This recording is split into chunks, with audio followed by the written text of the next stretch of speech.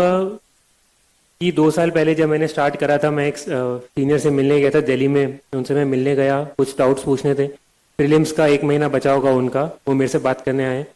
उन्होंने मुझसे पूछा कि बताओ क्या बात करनी है। तो मैं ऐसे जनरल गाइडेंस लेने लग गया कि सर कैसे स्टार्ट करते हैं, ये क्या करते हैं।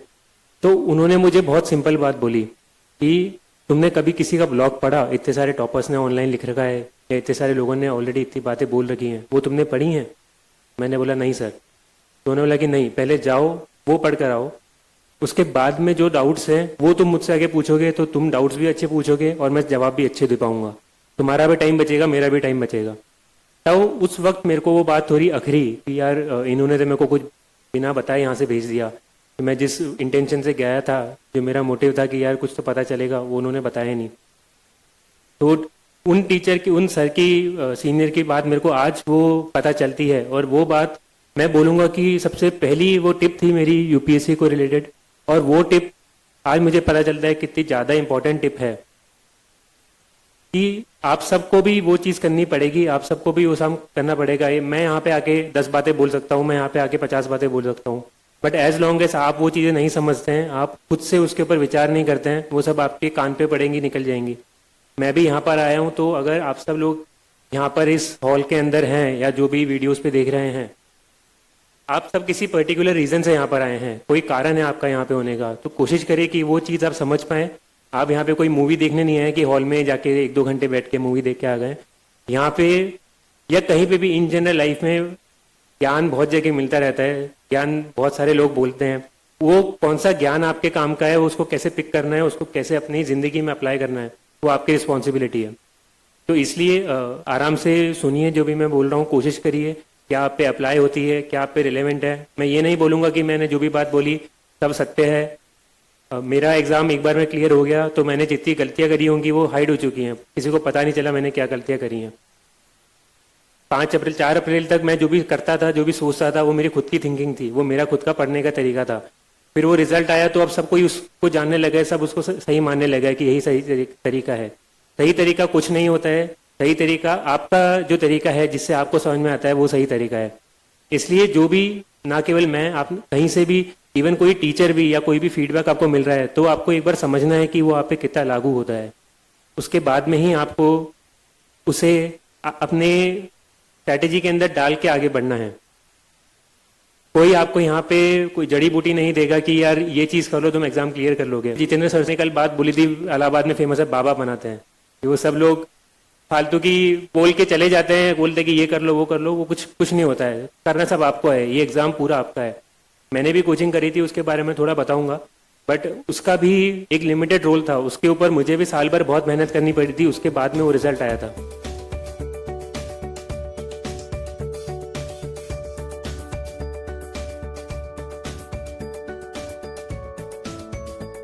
सबसे पहले मैं एक बता देता हूँ कि थोड़ा मेरी लाइफ के बारे में बता देता हूँ। मैंने 2010 में आईआईटी का एग्ज़ाम दिया था। स्कूलिंग मेरी कोटा में हुई थी एंड बचपन से मुझे साइंस बैकग्राउंड में ज़्यादा इंटरेस्ट था। सोशल साइंस, अपनी सिविक्स, ज्योग्राफी, हिस्ट्री, इन सब में बिल्कुल भी इंटरेस्ट नहीं आता था।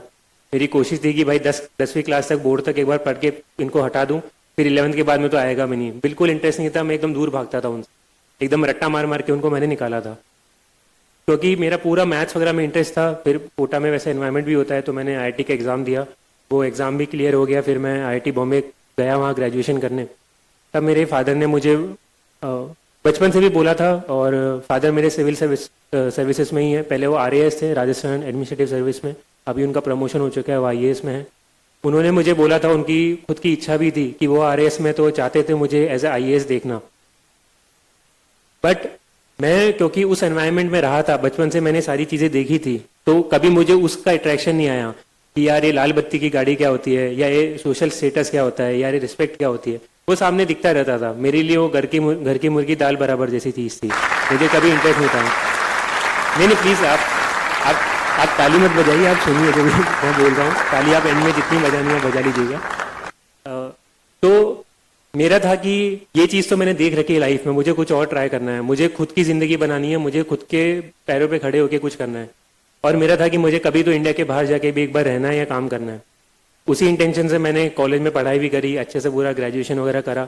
और 2014 में जब मेरा फाइनल ईयर था, ग्रेजुएशन हुआ, तब मुझे सैमसंग साउथ कोरिया में जॉब ऑफर मिला था प्लेसमेंट्स में कॉलेज के अंदर। तो तब मुझे बहुत खुशी हुई कि यार बचपन से मेरी ये इच्छा थी, दिली इच्छा थी कि मुझे एक बार बाहर जाना है और वो अपॉर्चुनिटी मेरे सामने है। फिर मेरे फादर ने तब एक बार फिर से बोला कि तुम अभी ग्रेजुएशन कर चुके हो, तुम एलिजिबल हो चुके हो यूपीएससी लिखने के लिए, एक बार कोशिश करो। क्योंकि उन्हें पता था कि मेरे अंदर कितना पोटेंशियल है। मुझे खुद को लगता था कि यार ठीक है, एप्टीट्यूड वगैरह ठीक है, जनरल साइंस मेरे बस की बात नहीं है। मैं कभी न्यूज़पेपर भी नहीं पढ़ता था कि ये मुझसे कभी नहीं हो सकता। तो मैंने उनको मना करा कि नहीं है। उन्होंने फिर एकदम मेरे से बिना पूछे मेरा फॉर्म भर दिया। 24 अगस्त को एग्जाम था, 23 अगस्त की रात को उन्होंने बताया कि ये लो तुम्हारा एडमिट कार्ड, कल सुबह जाके एग्जाम लिख कर आना। मैंने बोला अगले हफ्ते 10-15 दिन के बाद में मेरी फ्लाइट थी। मैंने बोला कि नहीं, मैं तो जा रहा हूँ, जॉब है। बोला कि ठीक है चले जाओ जॉब पे, मैं फोर्स नहीं कर रहा, बस मेरा मन रखने के लिए एक बार ये एग्जाम जाके दे दो। और नहीं, वो तो होना तो है, वैसे भी नहीं है क्योंकि तुमने तैयारी करी नहीं है, पर पता तो चल जाएगा, क्या पता तुम्हारा कभी बाद में मन बन जाए। मैंने बोला कि नहीं, पहले तो मना करा, फिर उन्होंने दीदी से थोड़ी मिली भगत कर ली थी, उसका भी फॉर्म भर दिया। बोला देखो इसको भी भेज रहा हूँ, ये भी जा रही है, तो तुम भी चले जाओ। तो मैंने बोला कि अब ठीक है, घर पे बैठा हूँ, क्या कर रहा हूँ, संडे है, चले जाऊँगा, कोई बात नहीं। अब मैं वहाँ पर गया, मैंने पेपर खोल के देखा और मुझे कुछ नहीं आया उसके अंदर। पूरा जो पेपर 1 होता है जीएस का, तो होता ये था कि उसके पहले हमेशा GS 1 और GS 2 जो 2 पेपर होते हैं प्रीलिम्स के, उसके अंदर GS और CSAT वाला दोनों के नंबर जुड़ते थे और कट ऑफ इंजीनियर्स को फायदा होता था कि वो सेकंड पेपर में ज्यादा मार्क्स लेके GS थोड़ा बैलेंस करके 50-60 नंबर लाके वो प्री क्वालिफाई कर लेते थे। तो मेरे फादर को भी ये वाली चीज पता थी, उनको ये नहीं पता था कि वो पैटर्न चेंज हो चुका, उसी साल से चेंज हुआ था। तो उन्होंने मेरे को भेज दिया कि अरे तुम्हारा हो जाएगा, तो इसके अंदर जितना मैक्सिमम ला सकते हो लाओ, उसके अंदर काम निकाल लेना। अब गया, अब उसके अंदर तो CSAT वाला तो वैसे ही क्वालिफाइंग हो चुका है, कुछ काम का है भी नहीं। और GS वाला था, उसके अंदर मेरा डब्बा गोल। मैं पेपर खोल के बैठा, मुझे कुछ आता नहीं है। मैंने सोचा कि चलो कुछ एलिमिनेशन करके आ जाएंगे। पहली बार मैंने उसके 5 साल पहले IIT का एग्जाम दिया था, वहाँ पे तो एलिमिनेशन तो फिर भी हो सकता था कि चलो नहीं आया तो कुछ उल्टा तिगड़म बिठा के सवाल कर सकते हैं मैथ्स के, फिजिक्स के। यहाँ पे तो कुछ तिगड़म ही नहीं बैठती है, हमेशा 2 ऑप्शन तो फंसते ही फंसते हैं। B और C एलिमिनेट कर दिए तो A और D में तो तुक्का मारना ही पड़ेगा, बिना कॉन्फिडेंट मैं कर ही नहीं सकता हूँ। और ये आप सबको पता है, फिल्म्स के अंदर 70-75% क्वेश्चन ऐसे ही होते हैं कि बहुत ही कम स्टूडेंट्स कॉन्फिडेंटली कर पाते हैं, उन्हें कहीं ना कहीं तो गेस करना पड़ता है। तब तो मेरा कोई बेस भी नहीं था, कुछ कंसेप्ट भी नहीं थे और न्यूज़पेपर मैंने पढ़ा हुआ नहीं था। तो मैं जाकर एग्जाम में 15 मिनट मैंने करा, कुछ नहीं हुआ। फिर मैं उठ के टीचर को बोलने लगा कि ma'am I want to go, मेरे ये हो गया मेरा पेपर। उन्होंने बोला कि नहीं, यू हैव टू सिट, आपको बैठना पड़ेगा पूरा 2 घंटा। अब मैंने सोचा क्या करूं, मैं जाके वहाँ पे हेड डाउन करके सो गया, क्योंकि एग्जाम तो मेरे को कुछ आता नहीं था। फिर मैं घंटे 1.25 घंटे के बाद में उठा, देखा कि बाकी बच्चे कुछ कर रहे थे। मैंने बोला कि चलो अपन भी थोड़ा कर लेते हैं, थोड़ा अपन तुक्केबाजी तो भिड़ा लेते हैं कि क्या होगा, ज़्यादा से ज़्यादा नेगेटिव आएंगे, पर एग्जाम तो अपन को क्लियर करना नहीं है। तो मैंने कुछ तुक्केबाजी करी और पेपर में देकर आ गया, घर पे आराम करा। पापा को बोल दिया कि जो होगा, मुझे तो मतलब का भी नहीं है, बताना भी मत कि कितने मार्क्स से क्या रिजल्ट था। फिर उसके कुछ 7-8 में तो आराम से जॉब करने चले गया। 7-8 महीने बाद उनका फ़ोन आया कि ऐसे ऐसे हुआ है, तुम्हारा होना तो था नहीं, तो हुआ भी नहीं। और कितने मार्क्स तुम्हारे CSAT में कुछ बहुत अच्छे नंबर आए हैं, क्योंकि वो मेरा स्ट्रॉन्ग था। और GS में होंगे सिंगल डिजिट या कुछ 10-15-20 नंबर से ऊपर नंबर नहीं होंगे मैं 200 के अंदर से। तो देख के पता चल गया कि अपने बस की बात नहीं है UPSC, खासकर GS, क्योंकि मेरा कभी स्ट्रॉन्ग था ही नहीं। फिर मैंने बाहर, जो मेरा इंटेंशन था कि बाहर नौकरी करी, कभी बीच में UPSC के लिए सोचा भी नहीं, क्योंकि मेरा था कि अभी नौकरी मिली, इसमें अच्छे से करना है, मुझे ध्यान भी अपना कहीं और बांटना नहीं है। तो मैंने अपना सारा जॉब करी 1.5 साल। फिर कुछ चीज़ें ऐसी हुई, वहाँ पे काम पसंद नहीं आया। फिर मैंने सोचा कि इंडिया मूव करके काम करते हैं, और बाहर रहना भी मेरे को इतना पसंद नहीं आया, इंडिया की जो लाइफ मेरे को बेटर लगती थी। तो फिर मैं शिफ्ट करके बैंगलोर आ गया। बैंगलोर के अंदर मैंने जॉब करी, और जॉब करते वक्त बैंगलोर में कुछ 7-8 महीने जब निकले होंगे, दिवाली का टाइम था 2016 का, मैं 2016 मार्च में इंडिया आ गया था। तो जब अक्टूबर-नवंबर का टाइम आया, तब तक आते आते जो नेचुरल चीज़ है कि जैसे जैसे एज बढ़ती जाती है, वो थोड़ी लाइफ में सीरियसनेस भी होती है। कब हम हमेशा मजाक नहीं कर सकते हैं कि आज मस्ती कर ली, कल कोई मूवी देखने चले गए, परसों गेम खेलने चले गए, फिर वीडियो गेम खेल रहे हैं, ये हमेशा नहीं कर सकते, कहीं तो लाइफ में सीरियस होना पड़ता है। तो उस वक्त था जब मैंने सोचना विचारना शुरू करा। और वहाँ बैंगलोर का ट्रैफिक भी ऐसा था कि आधा पौन घंटा मैं कैब में बैठा रहता था ऑफिस जाने के लिए, तो और कुछ काम था भी नहीं। तो मैं बैठे बैठे यही सोचता था कि मैं क्या कर रहा हूँ, मुझे क्या करना है। तब मेरे दिमाग में ये सब ख्याल आने लगे कि मेरी जो बाहर लाइफ थी वर्सेस जो मेरी बेंगलोर में लाइफ है, जो मेरी इंडिया में लाइफ है, उसमें बहुत सारा अंतर है, बहुत सारे इश्यूज हैं। और जो वहाँ पे जिस तरह की ईज ऑफ लिविंग थी कि बड़े आराम से चीज़ें हो रही है, कुछ सोचना ही नहीं पड़ रहा है, वैसी ज़िंदगी यहाँ पे नहीं है। और मैं चाहूँगा कि वैसी ज़िंदगी यहाँ पे होनी चाहिए। तो जैसे बेंगलोर का ट्रैफिक का मैंने बताया, तो ट्रैफिक का देख के लगता था कि यार ये ट्रैफिक में ये ऐसे क्यों कर रखा है, ये थोड़ा ऐसे कर सकते हैं तो ये निकल जाएगा। ये तो बहुत कॉमन सेंस की चीज़ है। ये एक बस स्टैंड है, वो उन्होंने एक ब्रिज है उसके बीच में बस स्टैंड बना रखा है, तो बसेस वहाँ पे रुक के तो ट्रैफिक जाम होना ही है। तो सबको लगता था ये वाटर स्केर्सिटी है, पानी की कमी बेंगलोर में बहुत तेज़ी से होती जा रही है, अभी भी इशू चल ही रहे हैं। तो तब से मुझे लगता था कि यार ये सारे चैलेंजेस हैं, और अगर मैं बाहर बैठे बैठे अगर मैं इंडिया में रह रहा हूँ और अगर मैं इनको बस क्रिटिसाइज कर रहा हूँ कि ये क्या है, ये गंदा है, बाहर अच्छा था, तो मैं मतलब इतना मेरे को इधर मिला है, मैंने सब कुछ पढ़ाई करी है, तो मैं उसके साथ ही अलग गलत चीज़ कर रहा हूँ। तो अगर उनको इम्प्रूव करना है तो वो मैं बाहर से कोस नहीं सकता हूँ, मुझे खुद को जाके चेंज करना पड़ेगा। तब मैंने थोड़ा सोचना स्टार्ट करा। फिर वो पहले से दिमाग में यूपीएससी वाला तो एक्सपीरियंस था ही, पता था कि जॉब कैसे होती है, क्या क्या अपॉर्चुनिटीज़ होती हैं, कौन कौन से सेक्टर्स होते हैं। मेरे फादर, मेरे ताऊ जी भी सिविल सर्विसेज में ही हैं, और फादर के कुछ सीनियर्स हैं, वो बचपन से एक दो बार मैं मिला हुआ था उनसे, तो मुझे आइडिया था थोड़ा बहुत कि यहाँ पर मैं आऊँगा तो कुछ तो सेटिस्फाइंग मिलेगा।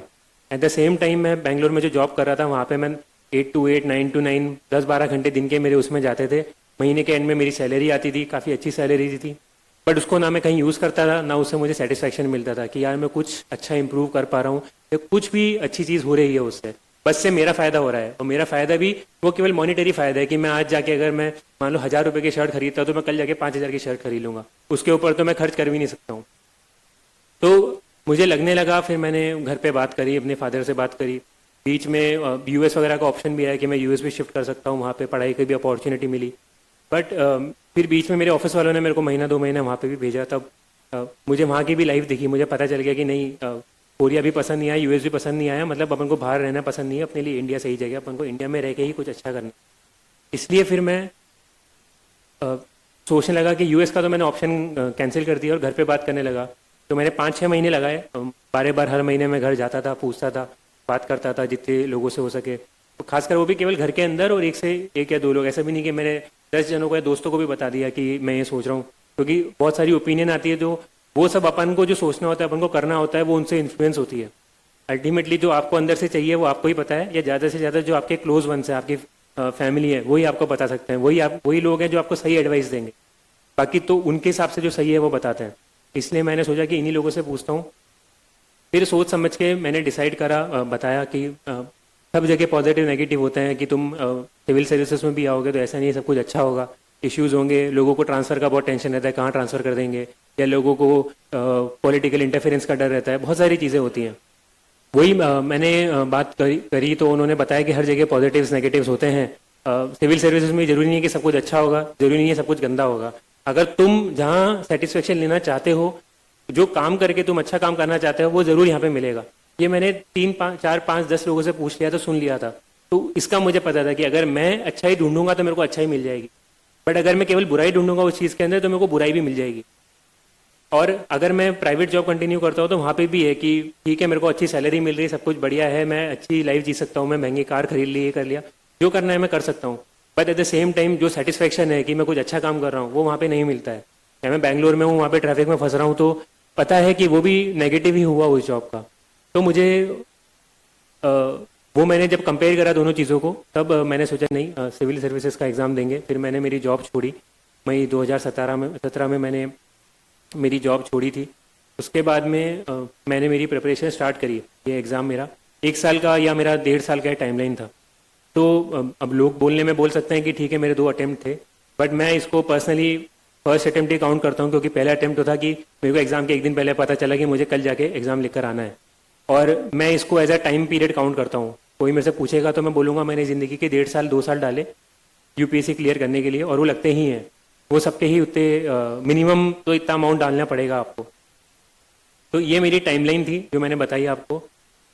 अब इसमें आप नोट करेंगे तो सबसे पहले मैंने सबसे बल्क में जो टाइम बताया वो क्या था, मेरा यूपीएससी में आने का जो थॉट प्रोसेस, जो मैंने स्टार्टिंग के तैयारी शुरू करने के पहले 5-6 महीने डाल दिए सोचने में कि मुझे एग्ज़ाम देना है, क्यों देना है, क्या फ़ायदे